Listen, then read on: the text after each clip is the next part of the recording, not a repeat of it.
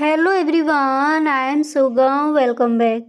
तो कैसे हो आप सब? आई होप आप सब अच्छे होंगे। स्वागत है आप सभी का आपके अपने एसपी स्टडी यूट्यूब चैनल पर। तो गाइस, आज हम यहाँ पर आपके लिए लेकर आए हैं इकोनॉमिक्स का जो आपका मॉडल पेपर है, उसमें जो भी आपके महत्वपूर्ण क्वेश्चन है, यानी आपका पूरा एक पेपर बना दिया है और जो भी आपके महत्वपूर्ण क्वेश्चन है इस बार के बोर्ड एग्जाम के लिए, उन सारे प्रश्नों पर यहाँ पर हम डिस्कस करेंगे। तो आपको ये वीडियो पूरा देखना है, इस वीडियो को आप बिल्कुल भी स्किप ना करें, ठीक है। तो चलिए शुरू करते हैं। तो देखिए, पहले जो आपके बहुविकल्पीय प्रश्न यानी जो आपके ऑब्जेक्टिव क्वेश्चन आते हैं, तो पहले हम उनको देखेंगे कि कौन कौन से ऐसे प्रश्न हैं जो इस बार के बोर्ड एग्जाम के लिए इम्पोर्टेंट हैं, उनको देखते हैं। तो देखिए, पहला यहाँ पर है कि भारत में पाई जाती है कैसी अर्थव्यवस्था। ए नंबर पर ऑप्शन है समाजवादी अर्थव्यवस्था, इसी तरह से बी नंबर पर ऑप्शन है मिश्रित अर्थव्यवस्था, एंड सी नंबर पर है साम्यवादी अर्थव्यवस्था, एंड डी नंबर पर है पूंजीवादी अर्थव्यवस्था। तो हमें पता है कि भारत में मिश्रित अर्थव्यवस्था पाई जाती है, ठीक है। और ये जो आपका क्वेश्चन है ऑब्जेक्टिव क्वेश्चन में इम्पोर्टेंट है। पहले हम कुछ ऑब्जेक्टिव क्वेश्चंस देख लेंगे, इसके बाद जो आपके सब्जेक्टिव क्वेश्चन है उनको भी यहाँ पर हम देखेंगे, ठीक है। तो भारत में कैसी अर्थव्यवस्था पाई जाती है? मिश्रित अर्थव्यवस्था। अच्छे से समझ आ गया। इसी तरह से नेक्स्ट देखिए,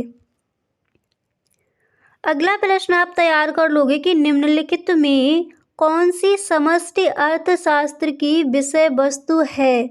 ए नंबर पर ऑप्शन है मांग का नियम, एंड बी नंबर पर ऑप्शन यहाँ पर आपको दिया गया है कि राष्ट्रीय आय, इसी तरह से सी नंबर पर है प्रतिफल के नियम, एंड डी नंबर पर है लगान सिद्धांत।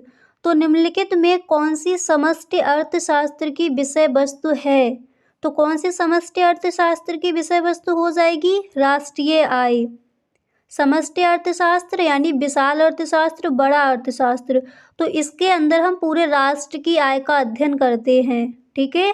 अगर यहाँ पर होता व्यष्टि अर्थशास्त्र की विषय वस्तु है, तो राष्ट्रीय आय की जगह ऑप्शन क्या दिया जाता? यहाँ पर दिया जाता एक व्यक्तिगत आय, यानी अगर एक व्यक्ति की आय का हम अध्ययन करेंगे तो वो आ जाएगा व्यष्टि अर्थशास्त्र के अंतर्गत, और पूरे राष्ट्र की आय का अगर अध्ययन करते हैं तो वो आएगा समष्टि अर्थशास्त्र के अंतर्गत, क्योंकि समष्टि अर्थशास्त्र विशाल या फिर बड़ा अर्थशास्त्र होता है और व्यष्टि अर्थशास्त्र कैसा होता है? सूक्ष्म अर्थशास्त्र, ठीक है। तो आई होप आपको ये अच्छे से समझ आ गया होगा। इसी तरह से जो आपका नेक्स्ट प्रश्न क्या है उसको देख लेते हैं ऑब्जेक्टिव क्वेश्चंस में। तो अगला यहाँ पर है कि विश्वव्यापी मंदी किस वर्ष में प्रारंभ हुई थी। इम्पोर्टेंट है आपका ये क्वेश्चन। तो विश्वव्यापी मंदी किस वर्ष में प्रारंभ हुई थी? ए नंबर पर ऑप्शन है 1929 में, इसी तरह से बी नंबर पर ऑप्शन है 1930 में, सी नंबर पर है 1931 में, एंड डी नंबर पर है 1932 में। तो विश्वव्यापी मंदी किस वर्ष में प्रारंभ हुई थी? यहाँ पर जो आपका ए नंबर पर ऑप्शन है यही हो जाएगा आपका राइट ऑप्शन, 1929 में, ठीक है। अब इसी तरह से जो आपका नेक्स्ट क्वेश्चन है उसको भी देख लेते हैं। अब यहाँ पर देखिए, इसी तरह से आपका नेक्स्ट है कि केंद्रीय बैंक की नीति कहलाती है। तो क्या कहलाती है? पहले ऑप्शन देखते हैं। ए नंबर पर हमें ऑप्शन मिला है राजकोषीय नीति, इसी तरह से बी नंबर पर ऑप्शन है मौद्रिक नीति, सी नंबर पर है विदेशी विनिमय नीति, एंड डी नंबर पर है अंतर्राष्ट्रीय व्यापार नीति। तो केंद्रीय बैंक की नीति क्या कहलाती है? तो हमें पता है, हमने ये आंसर भी याद कर रखा है। तो केंद्रीय बैंक की नीति मौद्रिक नीति कहलाती है, ठीक है। तो यहाँ पर जो आपका बी नंबर पर ऑप्शन दिया गया है यही हो जाएगा आपका राइट ऑप्शन, मौद्रिक नीति, ठीक है। तो जो भी यहाँ पर आपको ये दिए जा रहे हैं जो आपके ऑब्जेक्टिव क्वेश्चन है, ये सारे ही प्रश्न आपके इम्पोर्टेंट हैं। तो यहीं पर इन सारे प्रश्नों को आप याद करते चलिए, ओके। अब इसी तरह से जो आपका नेक्स्ट है उसको भी देख लेते हैं। तो अगला प्रश्न है कि व्यावसायिक बैंकों का मुख्य कार्य है, तो क्या है?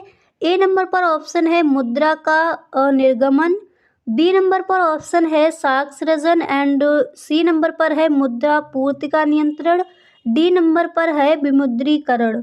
तो व्यावसायिक बैंकों का मुख्य कार्य क्या हो जाएगा? तो यहाँ पर जो हमारा बी नंबर पर ऑप्शन है साख सृजन, यही हो जाएगा राइट ऑप्शन। ठीक है, अब देखिए यहाँ तक आपको आई होप समझ आ गया होगा। तो ये आपके इम्पोर्टेंट हैं, इनको आपको सही ढंग से तैयार कर लेना है। अब हम यहाँ पर देखेंगे कि अतलग उत्तरीय प्रश्न आपको कौन कौन से तैयार करने हैं, कौन कौन से ऐसे प्रश्न हैं जो इस बार के बोर्ड एग्जाम के लिए इम्पोर्टेंट हैं। ठीक है, तो देखिए अतलग उत्तरीय प्रश्न में जो आपका पहला प्रश्न है यहाँ पर दिया गया है कि अर्थव्यवस्था की प्रमुख केंद्रीय समस्या क्या है। क्वेश्चन क्या है? अर्थव्यवस्था की प्रमुख केंद्रीय समस्या क्या है, इसको आप तैयार कर लोगे। ठीक है, इम्पोर्टेंट है आपका ये क्वेश्चन।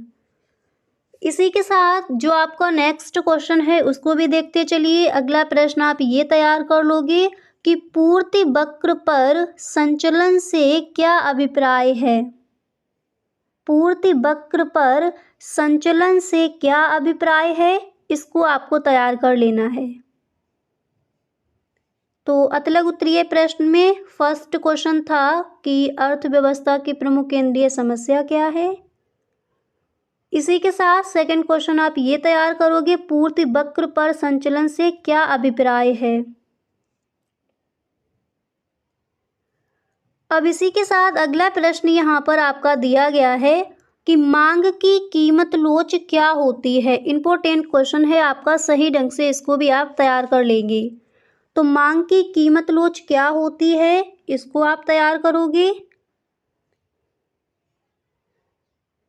एंड इसी के साथ अगला प्रश्न आपको तैयार करना है। देखिए जो भी क्वेश्चन यहाँ पर आपको बताए जाए आप लिखते चलिए। ठीक है, अब इसी के साथ नेक्स्ट यहाँ पर है कि व्यक्ति विदेशी विनिमय की मांग क्यों करते हैं। ठीक है, व्यक्ति विदेशी विनिमय की मांग क्यों करते हैं, इसको आप तैयार कर लोगे। इसके बाद आपको नेक्स्ट क्वेश्चन तैयार करना है कि अवमूल्यन से क्या अभिप्राय है। तो अवमूल्यन से क्या अभिप्राय है, ये आप तैयार करोगे। इसके बाद नेक्स्ट आपको करना है कि सार्वजनिक वस्तु क्या है। ठीक है, तो सार्वजनिक वस्तु क्या है, इनको तैयार करोगे। इसी के साथ अगला प्रश्न आपका दिया गया है कि किसी फर्म के आगम से क्या अभिप्राय है। किसी फर्म के आगम से क्या अभिप्राय है, इसको तैयार कर लोगे। एंड इसी के साथ अगला प्रश्न आपका यहाँ पर अतलग उत्तरीय प्रश्न में नेक्स्ट क्वेश्चन आपको ये तैयार करना है कि पूर्ति तथा स्टॉक में क्या अंतर है। Very very most important question है आपका, पूर्ति तथा स्टॉक में क्या अंतर है। और ये प्रश्न आपका कई बार पूछा भी गया है। तो आई होप आपको समझ आ गया होगा कि अतलग उत्तरीय प्रश्न में आप कौन कौन से क्वेश्चन तैयार करोगे। अर्थव्यवस्था की प्रमुख केंद्रीय समस्या क्या है, फर्स्ट क्वेश्चन। सेकंड, पूर्ति वक्र पर संचलन से क्या अभिप्राय है। इसी के साथ नेक्स्ट था कि मांग की कीमत लोच क्या होती है। एंड व्यक्ति विदेशी विनिमय की मांग क्यों करते हैं, इसको तैयार करोगे। इसके बाद अवमूल्यन से क्या अभिप्राय है। इसी के साथ नेक्स्ट क्वेश्चन था कि सार्वजनिक वस्तु क्या है। एंड अगला प्रश्न है किसी फर्म के आगम से क्या अभिप्राय है। इसके बाद नेक्स्ट है कि पूर्ति तथा स्टॉक में क्या अंतर है। तो अतलग उत्तरीय प्रश्न में आपको ये क्वेश्चन तैयार करने हैं। आई होप आपको समझ आ गया होगा। अब इसी तरह से जो आपके लघु उत्तरीय प्रश्न है तो कौन कौन से इम्पोर्टेंट हैं इस बार के बोर्ड एग्जाम के लिए, उनको भी देख लेते हैं। तो देखिए लघु उत्तरीय प्रश्न में आप पहला प्रश्न ये तैयार करोगे कि सीमांत एवं प्रतिस्थापन दर से क्या आशय है, यह घटती हुई क्यों प्रतीत होती है। इम्पोर्टेंट क्वेश्चन है आपका, 6 नंबर का पूछा जाएगा। ठीक है, तो सीमांत एवं प्रतिस्थापन दर से क्या आशय है, यह घटती हुई क्यों प्रतीत होती है? इसको आप तैयार करोगे। इसी के साथ अगला प्रश्न आपको तैयार करना है कि पूंजीवादी अर्थव्यवस्था की मुख्य विशेषताएं क्या हैं? ओके, पूंजीवादी अर्थव्यवस्था की मुख्य विशेषताएं क्या हैं, ये तैयार करना है। एंड इसके बाद यहाँ पर नेक्स्ट आप देख सकते हो, अगला प्रश्न आपको तैयार करना है कि पूर्ण प्रतिस्पर्धा क्या है? पूर्ण प्रतिस्पर्धा में कीमत का निर्धारण कैसे होता है? ओके, पूर्ण प्रतिस्पर्धा क्या है? पूर्ण प्रतिस्पर्धा में कीमत का निर्धारण कैसे होता है, इसको आप तैयार करोगे। एंड इसी के साथ यहाँ पर आप देख सकते हो नेक्स्ट क्वेश्चन आपको तैयार करना है कि व्यावसायिक बैंकों के मुख्य कार्यों को संक्षेप में लिखिए। व्यावसायिक बैंकों के मुख्य कार्यों को संक्षेप में लिखिए, इसको भी आपको तैयार कर लेना है। इसी के साथ अगला प्रश्न यहाँ पर है कि सीमांत बचत प्रवृत्ति का अर्थ लिखिए। ओके, सीमांत बचत प्रवृत्ति का अर्थ लिखिए, इसको तैयार करना है। इसके बाद लघुत्तरीय प्रश्न में आपका वेरी मोस्ट इम्पोर्टेंट क्वेश्चन है आपका कि राजस्व घाटा और राजकोषीय घाटा में संबंध बताइए। इम्पोर्टेंट है, सही ढंग से तैयार कर लीजिए। राजस्व घाटा और राजकोषीय घाटा में संबंध बताइए, ठीक है, तो इसको भी आपको तैयार कर लेना है। तो देखिए, अतिलघु उत्तरीय प्रश्न और लघु उत्तरीय प्रश्न आपको समझ आ गए होंगे कि कौन कौन से आप तैयार करोगे। और गाइस, ये आपका सेकंड पार्ट है। इसी तरह से एक और आपका जो मॉडल पेपर है उसमें सारे ही प्रश्न दिए गए हैं। फर्स्ट वीडियो मैंने अपलोड कर दिया है। अगर गाइस आपने वो वीडियो नहीं देखा है तो एक बार आप डिस्क्रिप्शन बॉक्स ज़रूर चेक कर ले, वहाँ पर आपको उस वीडियो का लिंक मिल जाएगा, ठीक है। अगर गाइस आप डिस्क्रिप्शन बॉक्स नहीं देख सकते हो तो आप चैनल पर जाकर जो आपकी प्लेलिस्ट है economics important question class 12th, ठीक है, तो उसको एक बार आप देख ले, वहाँ पर आपको वीडियो मिल जाएगा।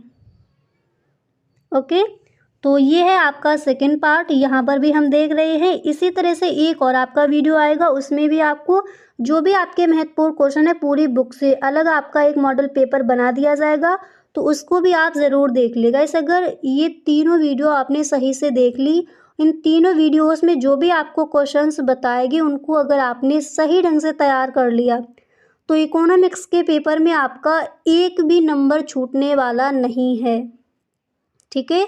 तो ज़रूर इन तीनों वीडियोस को आप देख ले, ये आपका सेकंड पार्ट है, ठीक है। तो देखिए, अतिलघु उत्तरीय प्रश्न और लघु उत्तरीय प्रश्न आपको समझ आ गए होंगे, क्लियर। इसके बाद हम देखते हैं कि विस्तृत उत्तरीय प्रश्न में आपको कौन कौन से प्रश्न तैयार करने हैं। 3 क्वेश्चन आपके आस किए जाते हैं। तो देखिए, पहला प्रश्न है कि साख सृजन प्रक्रिया क्या होती है? व्यावसायिक बैंक अर्थव्यवस्था में किस प्रकार साख सृजन करते हैं, विस्तार से समझाइए। प्रश्न क्या है कि साख सृजन प्रक्रिया क्या होती है? व्यावसायिक बैंक अर्थव्यवस्था में किस प्रकार साख सृजन करते हैं, विस्तार से समझाइए। ये है आपका क्वेश्चन, तो इसको आप सही ढंग से तैयार कर लेंगे। इसी तरह से अथवा में क्वेश्चन रख दिया जाएगा कि भुगतान संतुलन की प्रमुख मदें बताइए। ये आपका इम्पोर्टेंट है, भुगतान संतुलन की प्रमुख मदें बताइए। अब यहाँ पर जो आपके अथवा में दिए गए हैं तो ये दोनों ही क्वेश्चन आप तैयार कर लीजिए, पता नहीं आपका कौन सा रख दिया जाए, ठीक है। तो इन सारे प्रश्नों को, जैसे जो भी प्रश्न यहाँ पर दिए जाए, अगर अथवा में है तो उसको भी तैयार करेंगे, ऊपर जो क्वेश्चन दिया गया है उसको भी आपको तैयार करना है। यानी जो भी क्वेश्चन यहाँ पर दिए गए हैं इन सारे प्रश्नों को आप तैयार कर लोगे। इसी तरह से यहाँ पर नेक्स्ट आप देख सकते हो कि प्रभावी मांग से क्या आशय है? आय और रोजगार के स्तर को निर्धारित करने में उसका क्या महत्व है? सेकंड क्वेश्चन क्या है कि प्रभावी मांग से क्या आशय है? आय और रोजगार के स्तर को निर्धारित करने में उसका क्या महत्व है, इसको तैयार करोगे। इसी के साथ अथवा में आपका क्वेश्चन यहाँ पर है कि अनुदिमान वक्र की सहायता से उपभोक्ता संतुलन को समझाइए। ठीक है, अनुदिमान वक्र की सहायता से उपभोक्ता संतुलन को समझाइए। तो इसको भी आप तैयार कर लेंगे। इसी के साथ अगला जो प्रश्न है उसको देखते हैं। विस्तृत उत्तरीय प्रश्न में आपके 3 क्वेश्चंस आते हैं। ठीक है, तो देखिए इसी के साथ विस्तृत उत्तरीय प्रश्न में नेक्स्ट क्वेश्चन आप तैयार करोगे कि गुणक क्या होता है, विस्तृत विवेचना कीजिए, यानी विस्तृत में आपको समझाना है। तो गुणक क्या होता है, इंपॉर्टेंट क्वेश्चन है, सही ढंग से इसको आप तैयार कर लेंगी। ठीक है, इसी के साथ अथवा में आपका क्वेश्चन यहाँ पर रखा गया है कि किसी वस्तु की पूर्ति का क्या अर्थ है, एक सारणी तथा चित्र की सहायता से समझाइए।